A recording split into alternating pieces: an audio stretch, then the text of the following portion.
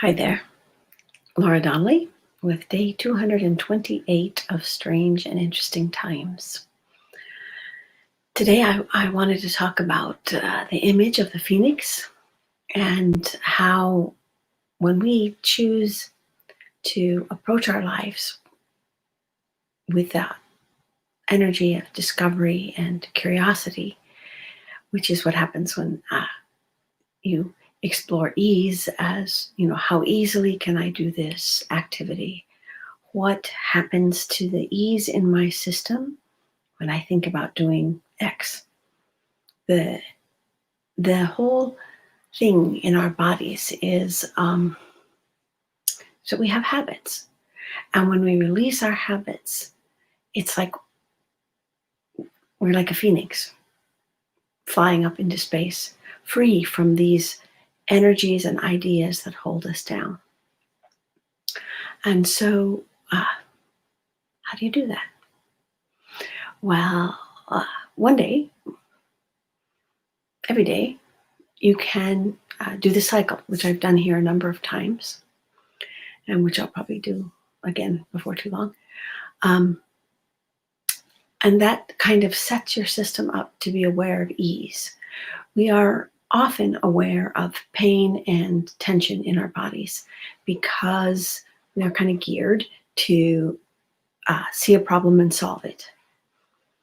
But if we look at what's right, like when you're teaching a child, if you praise them for what they're doing good, and then say, how about if you try this too, add this on here. You did really good at making a circle. What about if you try and make a square, or whatever you want them to do? But the building on to what's going well makes things go better. And we aren't really taught to think about that with our body, with our mind, with our even with our emotions.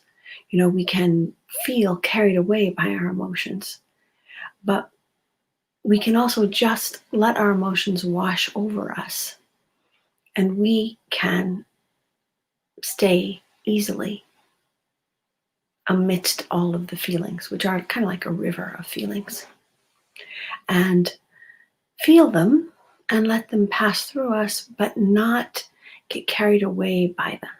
So we can be angry, but we don't have to be carried away on a wave of anger and act out of anger.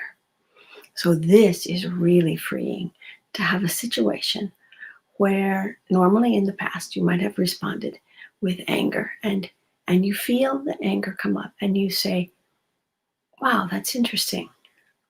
I wonder what I'll do. Because you have opened up the possibility of not doing what you always did. And when you give yourself that option to not do what you always did, you can discover a new thing. You don't even have to plan out the new thing. Because when you are paying attention to yourself and you're at ease in your system, you can sort of make the right decision. It comes up naturally, the right decision. And that's really freeing. One time I went on a picnic with a friend to watch the sunset. And he had a really nice place out in the country that he wanted to go. And it was up a hill, and it was my first kind of grown-up picnic. I was pretty young. And he had packed a basket with wine and cheese and grapes and, just really nice, just very nice. And the sunset was beautiful because where I live, if you get up on a little bit of a high place, a little hill, you can often see all around 360 degrees. And a lot of times as the sun is setting, the color creeps around the sky in a most amazing way. And it reflects off the northern sky and the eastern sky and the southern sky while it's setting in the west. It's just really stunning and fun and different every day. So we watched the sunset, and that was fine. And then it was getting dark, and we didn't have a flashlight. because it had been light when we walked up the hill. And I was in college studying for dance, and he was suddenly really, really nervous. And he's like, if you get hurt going down the hill, your dance teacher is going to kill me. She wouldn't really have, but I might have been pretty mad. But so we started down the hill, and it's where I live is kind of rocky and kind of sandy, the ground is not 100% stable. It's usually pastures and stuff like that, and there's some trails, deer trails and cattle trails and stuff like that. And so I had this feeling like, well, if I just run down this hill and trust that my body will know where to put my feet, I will get down to the bottom just fine. And he's like, oh no, you're not going to do that. And I just took off. And it was the most joyous thing. It wasn't a big hill, okay? Like maybe I had to run 15 or 20 steps. I mean, really, it wasn't that much. But when I had been trying to creep down the hill in a kind of a place of like, I better not slip, I better not fall, where did I put my foot? I kept sliding on the rocks and everything. And when I just let myself go, I didn't run like a sprint, but I was kind of jogging down the hill. My feet found the right place to go. Now, is it because I knew that? Was I just super lucky? Maybe. But I've always remembered that. And like in a situation where like if you fall off a horse, you can roll as you fall off the horse, or you can just kind of plop off the horse. And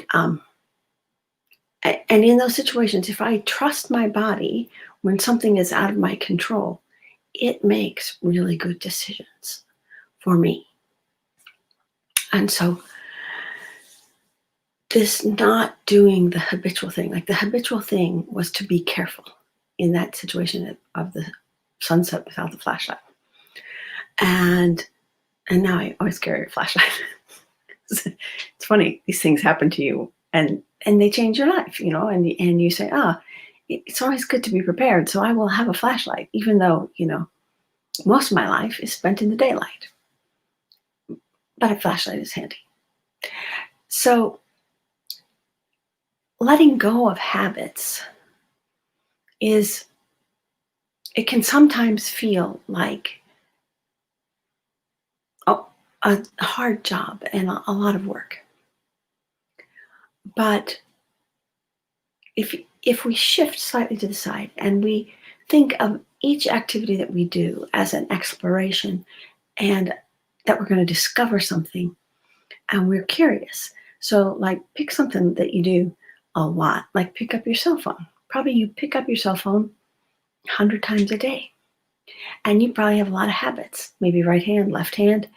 If you mostly pick up your phone with your right hand, see what happens if you think about picking up the phone with your left hand. Maybe try to pick up your phone with the left hand. And you've started to unravel some habits just very, very gently. And when we change our habits, we change our whole life. And it doesn't mean we have to change every habit. Like it's a good habit to brush your teeth before bed. You don't have to not do that. But I like to sometimes brush my teeth with I'm right-handed, so I brush my teeth with my left hand. It's my non-dominant hand. And I put the toothpaste on with my right hand, which is, I usually hold the toothbrush in my right hand, and my left hand is much more skilled at putting the toothpaste on the brush. So when I do it the other way, I can't do my habit. Same thing happens if you normally pick up a glass to drink water or a cup with your right hand, and I would recommend not doing these experiments with something that will break. So like use a plastic cup, and take a drink. Try it with your other hand and see what happens. If you always put your shoes on the left foot before the right foot, try it the other way. Just not for any reason, but just to see what happens, to play with your physical habits, your mental habits, and to Ask yourself, what happens if I put my shoes on differently than I normally do? If I bend over to tie my shoes, what happens if I sit down and tie my shoes? It's just an experiment to shake things up a little bit on simple things that don't matter. That, it's not like you're making a lemon meringue pie and you're trying to whip the meringue with your non-dominant hand, and then it will fail and it will be a sadness at the family dinner. No, you're doing this with stuff that doesn't matter. I mean, if you can't pick up your phone with your left hand or your non-dominant hand or your non-usual hand, if you can't figure out how to pick up the phone, well, then pick it up with your normal hand. I mean, we're not into making rules. We're into exploring habits and uncovering repetitive patterns. A lot of times these repetitive patterns can lead to repetitive stress issues, which is one of the ways that Alexander technique and the way I teach it with the body-brain balance method helps you get your body back in balance so that you don't overdo something with one part of your body, one joint, one side, like always carrying your bag on one side. If you always carry your bag, whatever, shoulder bag, backpack, whatever, on the right shoulder, try putting it on the left shoulder. If you always pick it up with your right hand, see what happens if you pick it up with your left hand. Just explore and let yourself be joyful in what you discover. And this joy kind of infuses your life and lets things bubble and percolate. And when you do things with the opposite hand, it stimulates opposite parts of your brain. And that's good for you too, to just explore and light up different parts of your brain. So in the comments, I put the link for the 30 Days of Ease. The Phoenix, the Rising Phoenix is from the series, the 30 Days of Ease series, day 29. And so that is a way you can explore the ideas of ease very gently with an image and a quote every day. And the link is there for you to sign up, and then the emails will just show up in your inbox, and you can think about ease once or twice a day and see what happens in your life when you do that. Also, there is the Healing Path group, which is a private group, and there are about 23 or 4 beautiful talks in there from different people about different aspects of healing. And if you haven't joined that group already, I would recommend that you try it out. I think I'm going to pick a day and go live in there. I keep talking about that, but I am going to do that, and we'll just have like a little coffee chat, maybe once a month, twice a month, something like that.